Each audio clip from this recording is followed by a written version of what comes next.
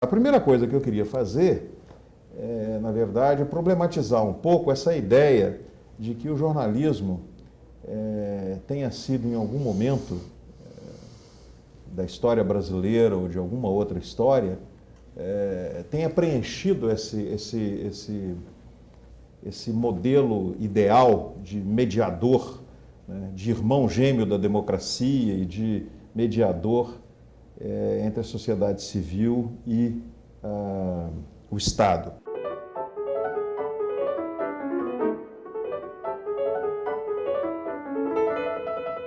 Essa construção do jornalismo como mediador de um espaço público democrático, como com certeza muitos de vocês aqui sabem, entrou na discussão, sobretudo na discussão acadêmica, em decorrência de um estudo do início da década de 60, que foi a tese de doutorado de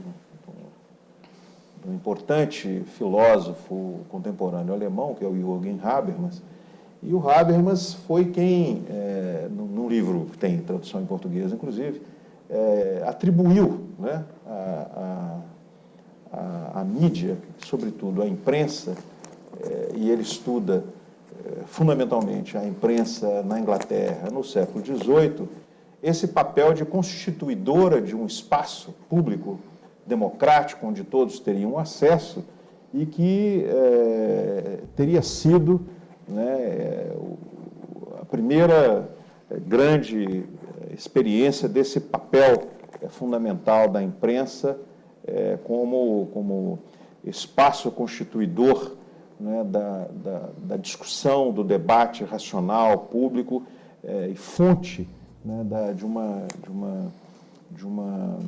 racionalidade de decisão com relação às coisas públicas, etc. O que eu queria registrar é que esta construção, ao longo do tempo, quer dizer, desde que ela foi escrita e publicada, ela tem sido objeto de muitas críticas, né? E o próprio Habermas hoje reconhece que, na verdade, mesmo que esse raciocínio de criação de espaço público e papel da imprensa, que ele tenta argumentar, valesse para o século XVIII, teria que ser particularmente para a experiência que ele estudou na Inglaterra, não poderia ser generalizado para outros países e, muito menos, poderia ser generalizado ou poderia ser transposto para uma situação de mídia como a que nós temos hoje, que é radicalmente diferente,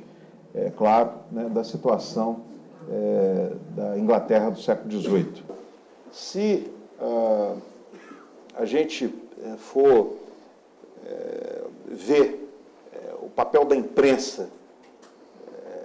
historicamente, não na Europa, como Habermas estudou, mas, por exemplo, nos Estados Unidos, a gente vai ver que esse papel também de mediação entre sociedade civil e Estado não se realiza historicamente. Se a gente for olhar o surgimento dos jornais na colônia americana, a gente vai ver que os principais jornais, os primeiros, né, e a história, até pelo menos a Revolução Americana, no final do século XVIII,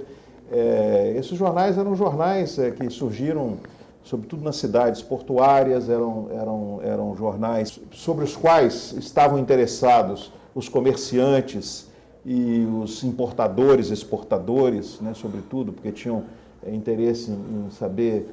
preço de mercadorias em mercados. Então, com o tempo, os jornais tomaram partido na época da Guerra de Independência Americana, conhecida como Revolução Americana, já no final do século XVIII, mas eram posições pró-Inglaterra e pró-independência, quer dizer, expressavam as posições políticas em disputa, mas isso de uma forma muito excludente, porque a imensa maioria da população, evidentemente, não sabia ler, né? Esses jornais eram de acesso limitado, então não tem nada que chegue perto da ideia que nós temos hoje de construção de agenda pública, de jornal, desse papel de mediação, etc, etc. Da mesma forma, ou até de forma mais intensa, esse papel nunca foi desempenhado na história do Brasil. Eu acho que a gente precisa de ver com cuidado essa proposta, né, que é uma construção, embora eu não goste do termo, eu me arriscaria a dizer, é uma construção ideológica do próprio papel da imprensa, né, e esse vínculo com a questão da democracia.